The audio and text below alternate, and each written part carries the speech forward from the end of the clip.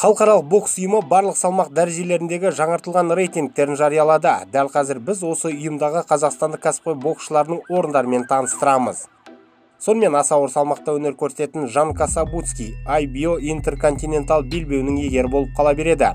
Ал Иван Дычко 70-ші саттан 67-ші орынға жайғасты.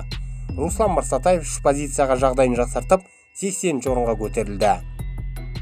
Бірінші ауыр салмақта Али Балоев 80-ші орыннан 69-ға шықты. Еділ Қожамбердиев болса үздік жүздіктің қатарына 97-ші номермен тіркелді.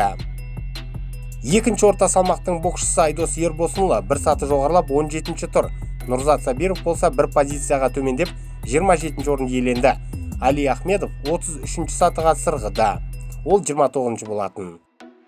Орта дивизионда біздің боксшылар бір сатыға төмендеп тұр. Қанат Ислам 14-ші, Мейірім Нұрсұлтанов 21-ші, Жәнібек Әлімханұлы 32-ші, IBO чемпиондық белбеуі Геннадий Головкинге тиесілі. Бірінші орта салмақтағы Садриддин Ахметов 40-ші орыннан 39-ға шықты. Мадияр Ашкеев болса өзінің 66-ші сатысын сақтап қалды. Жартылай жеңіл салмақтағы Данияр Елеусінов 37-ші орында қалды. Нұрсұлтан Жаңабаев 64-ші орынды бекітіп тұрса, ол 2 саты төмендеді, ал Бобыржан Момынов 74-ші 4 саты сырғыды.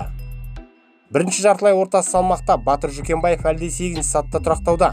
Жанқош Тұраров 50-ден 48-ші сатыға шықты. Руслан Мадиев 97-ші болып жүздіккенді. Жеңіл салмақта Виктор Катачигов 18 позиция жоғалтып, 58-ші орынға тұрақтады. Ал Сұлтан Заурбек 5 позицияға көтеріліп, жартылай жеңіл салмақта 70-ші сатыға шықты.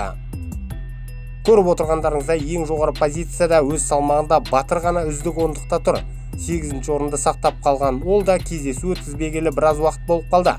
Жақын арада Жүкенбаев сәтті кездесулер өткізбесе, ол да ондықтан түсіп қалуы ғажап емес.